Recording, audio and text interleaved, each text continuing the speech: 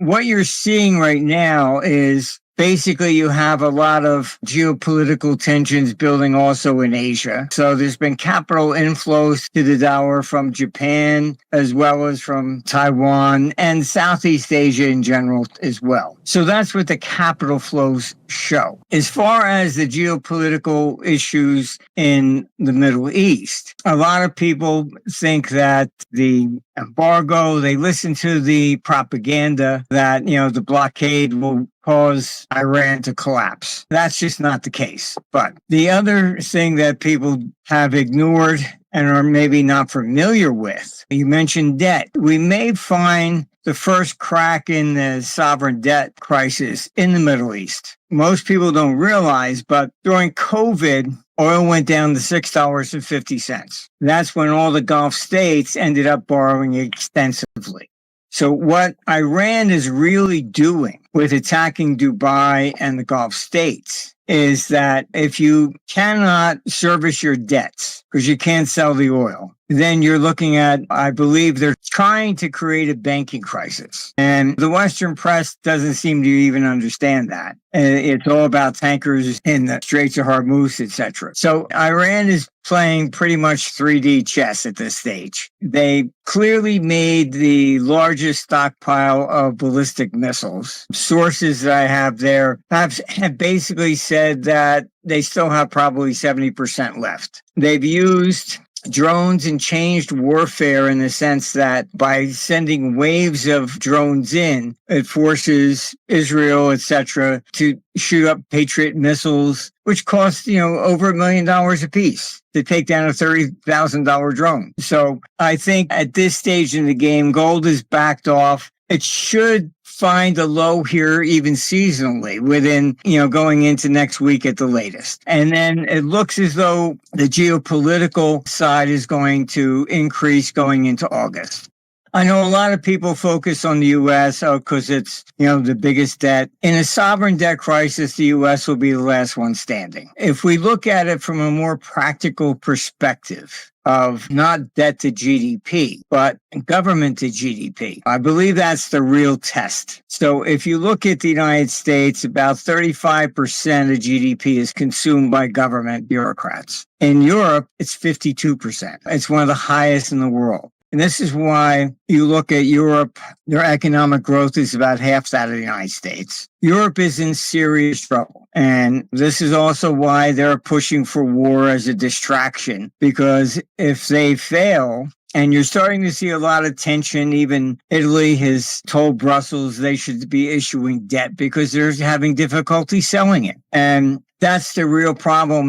They keep pushing, Ukraine with war and Russia. And I can tell you that Macron went meet with Xi before Trump did. And what he said was that Europe is no longer going to defend anything outside of its own territory. So no Middle East, but he specifically told Xi that they will not interfere in Taiwan. So that's why Taiwan became a real issue at that stage in the game when Trump got there. All right, Europe's not going to. They're giving us the green light. What about you? And after that meeting, if you read between the lines, Trump said, I suggest chip companies move to the United States. So I think, honestly, that Trump is not going to come to the rescue of Taiwan. So I would be concerned about that on a geopolitical level, and they may take action even before the U.S. election. So you could possibly see an increase in this activity both in Asia and in the Middle East by August. Look, everything has a cycle to it. And gold historically has a very seasonality to it. And it tends to, June is historically when it often makes the lows and reverses afterwards. The markets are, I would say, the press is always, downplaying Putin, he's losing, etc. The Middle East, they keep saying that, Iran's losing 200 million a day. They can't last much longer. So there doesn't seem to be a consensus that this will expand more. So they tend to think, I think it's like, okay, fine, it's all over with. And we show the support on gold, and I think you got a good shot at this reaching a low this week to next week seasonally, and that's basically where it goes. And you would then expect it to probably rally after this period, going into August. And a lot of people, we need something in the geopolitical sphere to make people think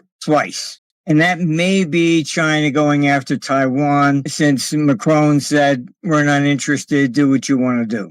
It's basically, a lot of people look at like the Great Depression, but you have to know the facts. All right. In 1931, virtually all of Europe, South America, and a lot of Asia, including China, defaulted on their debt. U.S. did not. So it sent the capital to the United States, pushed the dollar up dramatically. All right. So that creates the deflation. All right. So stocks went down. You ended up with people hoarding money. That's why Roosevelt confiscated the gold. And when you end up in a financial situation, it goes in two directions. One, either the private sector's in trouble or it's the government side. So in 29, the stock market went down by 90%, granted, but the government did not. Okay. So this time it's the reverse. Why would the stocks and gold, hold up? Because we're in a sovereign debt crisis. Then you're talking about war. Going into war, they just issue more and more debt. All right. Do you really want to buy their debt and sell all your stocks and gold? I mean, that's basically it. So when the government is in trouble, it's basically all tangible assets that survive. So that's gold, stocks. Now, I'm not talking about the IPOs that have nothing, but the blue chip stocks that really have value to them, even real estate. That's why they've been calling it the last few years the everything bubble. That's an indication people are just trying to get money off the grid. They don't trust the banks for a lot of various different reasons. So that's why gold and stocks tend to go up during this type of period when you are in a situation where you don't trust government. We're looking at a general expansion of the economy into 2032. The AI, a lot of people have gotten wrong. They thought with AI, you're going to see unemployment rise, jobs replaced. Not true. We have probably the first real AI system devised. It's got over a 40-year track record. The computer writes over 1,500 reports on instruments around the world every day, all by itself. There aren't that many analysts in the world to do so. All right. So it has increased our productivity. And this is what people are now finding. We have some of the major institutional clients, and I told them it's going to have the opposite effect of what people are saying. And what I hear from them is, you're absolutely correct. We haven't laid off people. It has increased our productivity. So it's not, going to replace a lot of people. It's not quite the same as the internet that replaced a lot of local stores and malls, etc., with Amazon. This is increasing the productivity. And so corporate profits have actually tended to rise a bit more because of this. So it's having a different effect than the dot-com bubble.